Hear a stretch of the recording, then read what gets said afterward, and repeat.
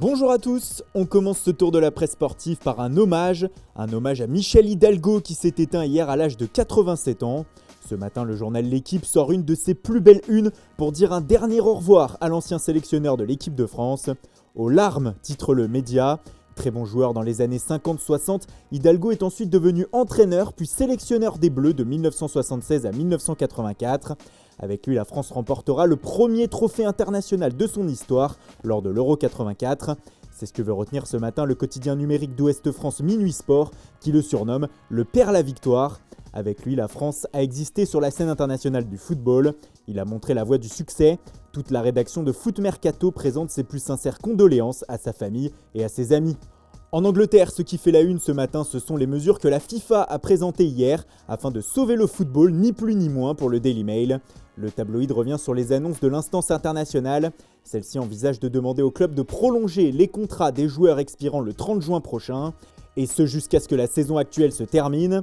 Si elle se termine un jour, les dates du prochain mercato estival pourraient aussi être décalées. Ce dernier pourrait commencer en plein cœur de l'été et s'étaler jusqu'à la fin de l'année 2020. C'est ce que signale aussi le journal portugais O Jogo qui écrit que le mercato pourrait durer 16 semaines, soit 4 mois, un record.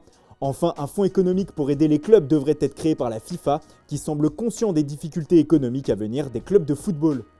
Toujours en Angleterre, The Independent revient ce matin sur la décision radicale de la fédération anglaise hier. Cette dernière a décidé de tout simplement annuler la saison actuelle pour les championnats à partir de la 7ème division. C'est donc tout le football amateur anglais qui ne terminera pas la saison et aucune montée ou descente ne sera prononcée. On repartira avec les mêmes clubs la saison prochaine dans ces championnats. Plus haut dans la hiérarchie du foot anglais, ce sont les diffuseurs de la Premier League qui réfléchissent à comment diffuser le championnat à la reprise, selon le Daily Mirror. Il y aura beaucoup de matchs et BT Sport et Sky Sport réfléchissent à diffuser les 10 matchs d'une journée le samedi à 15h. De bon augure pour le spectacle, mais pas pour les clubs qui craignent que les supporters préfèrent rester à la maison regarder un multiplex plutôt que de venir au stade et donc de créer un manque à gagner pour eux. Toujours autrement, on passe au mercato avec ce matin le titre radical du Manchester Evening News sur Gabriel Jesus. Il n'y a aucune chance qu'il rejoigne la Juventus, écrit le média. Certes, c'est ce qu'a indiqué son agent hier quand on lui a posé la question, mais seulement à demi-mot. En vérité, il n'a pas totalement fermé la porte à la vieille dame. Je suis convaincu qu'il restera à City aussi longtemps que City le voudra, a-t-il déclaré. La seule hypothèse que je vois, c'est si les propriétaires réduisent leurs engagements ou leurs ambitions, ce qui je pense ne se produira pas. Il acceptera alors des adieux. Si la suspension de Coupe d'Europe pour Manchester City est maintenue, on pourrait assister à un retournement de situation.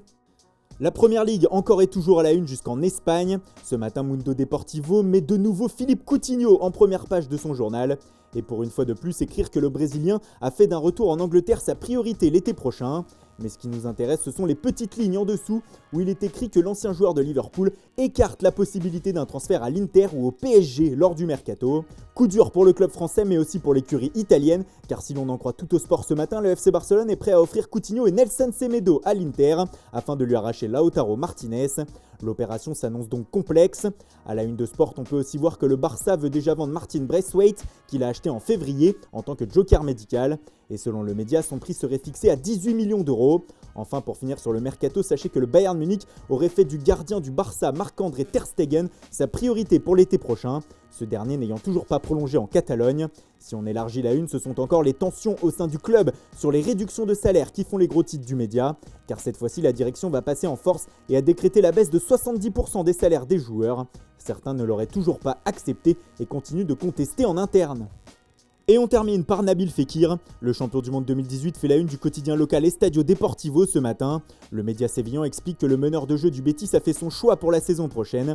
Malgré les intérêts du Real Madrid et de Milan, le Français veut continuer en Andalousie, et ce malgré la probable absence de Coupe d'Europe la saison prochaine. De quoi sans doute ravir les supporters verts et blancs. Voilà, c'est tout pour aujourd'hui. Merci pour votre fidélité. Bonne journée à tous. Surtout, ne l'oubliez pas, restez chez vous. Vous pouvez sauver des vies en respectant cela. Et rendez-vous dès demain matin pour une nouvelle revue de presse.